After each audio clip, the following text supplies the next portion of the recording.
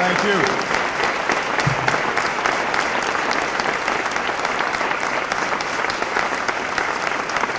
Thank you so much.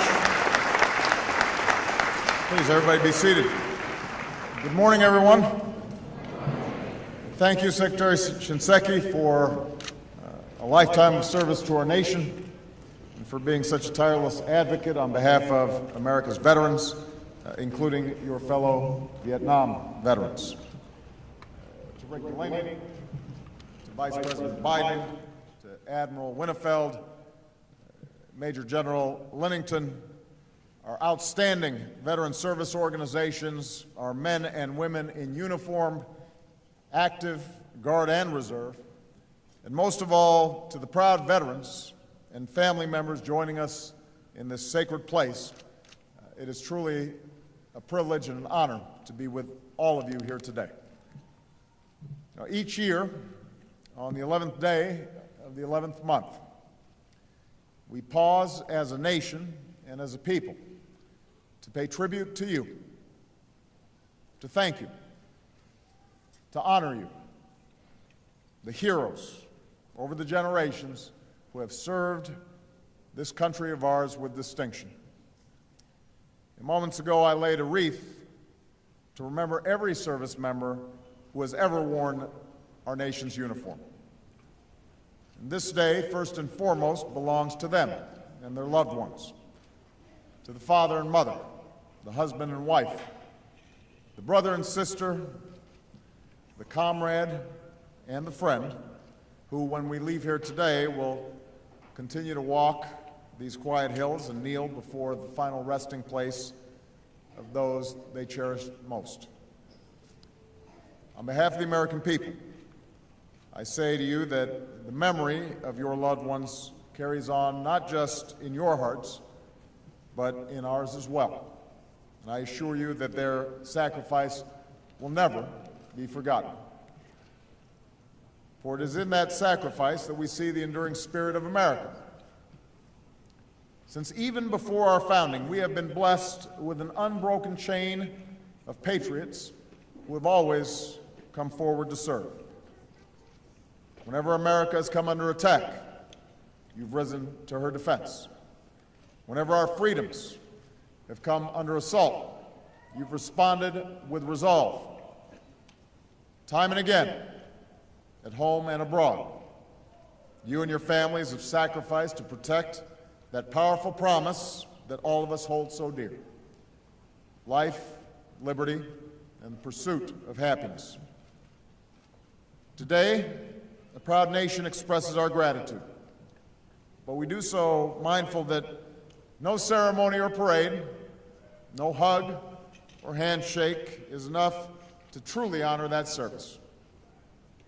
For that, we must do more. For that, we must commit, this day and every day, to serving you as well as you've served us.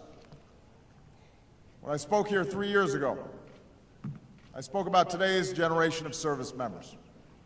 This 9/11 generation who stepped forward after the towers fell, and in the years since have stepped into history, writing one of the greatest chapters of military service our country's ever known. You toppled a dictator and battled insurgency in Iraq. You pushed back the Taliban and decimated al-Qaeda in Afghanistan. You delivered justice to Osama bin Laden. Tour after tour, year after year, you and your families have done all that this country has asked. You've done that and more. 3 years ago, I promised your generation that when your tour comes to an end, when you see our flag, when you touch our soil, you will be welcomed home to an America that will forever fight for you, just as hard as you fought for us. And so long as I have the honor of serving as your Commander-in-Chief, that is the promise that we will never stop working to keep. This is the first Veterans Day in a decade in which there are no American troops fighting and dying in Iraq.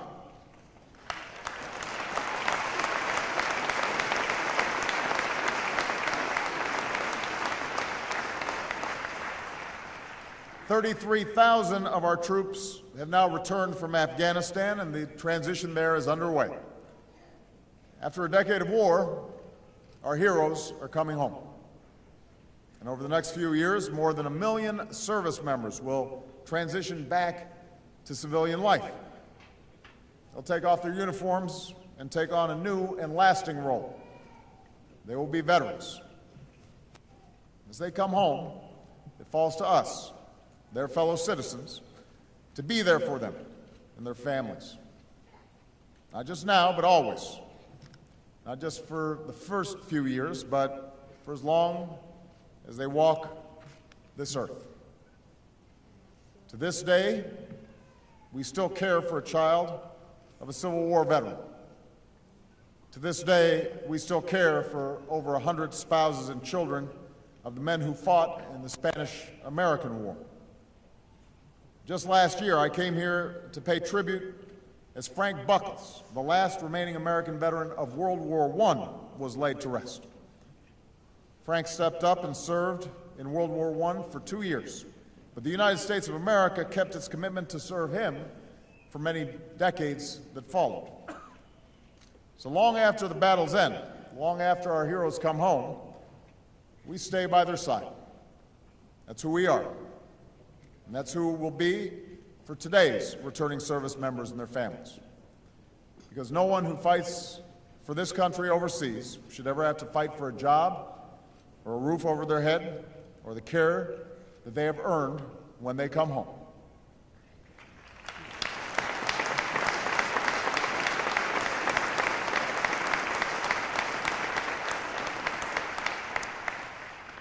We know the most urgent task many of you face is finding a new way to serve. That's why we've made it a priority to help you find jobs worthy of your incredible skills and talents. That's why, thanks to the hard work of Michelle and Joe Biden, some of our most patriotic businesses have hired or trained 125,000 veterans and military spouses. It's why we're transforming, for the first time in decades, how the military transitions service members from the battlefield to the workplace. And because you deserve to share in the opportunities that you defend, we are making sure that the post-9/11 GI Bill stays strong so you can earn a college education and pursue your dreams.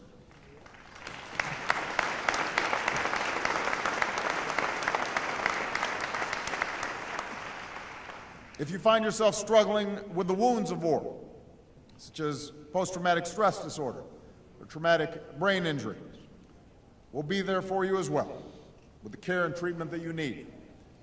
No veteran should have to wait months or years for the benefits that you've earned, so we will continue to attack the claims backlog. We won't let up. We will not let up. And as we mark the 50th anniversary of the Vietnam War, we have secured new disability benefits for Vietnam-era veterans exposed to Agent Orange. You needed it, you fought for it, and we got it done.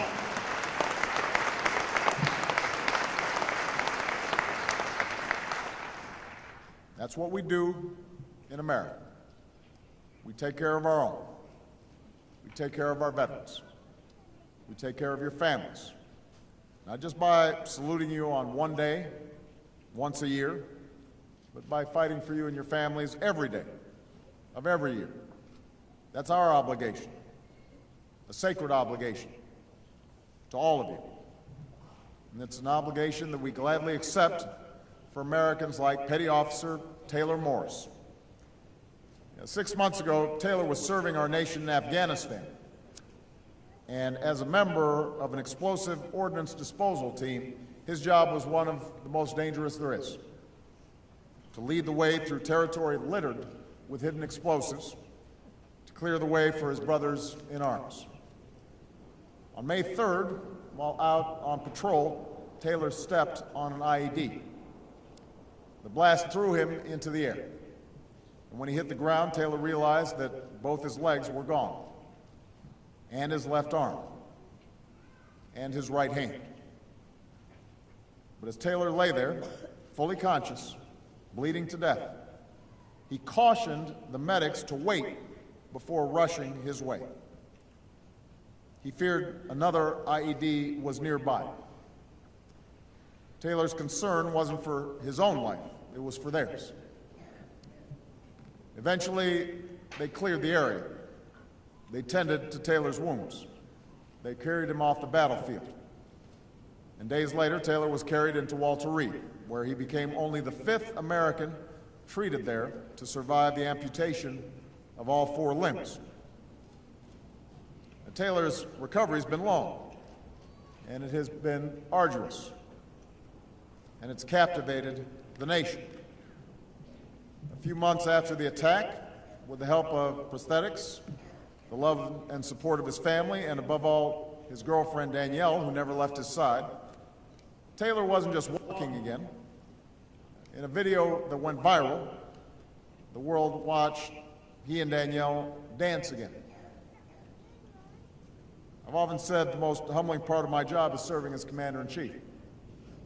And one of the reasons is that every day I get to meet heroes. I met Taylor at Walter Reed, and then in July at the White House I presented him with the Purple Heart. And right now, hanging on a wall in the West Wing is a photo of that day, a photo of Taylor smiling wide and standing tall. I should point out that Taylor couldn't make it here today because he and Danielle are out kayaking.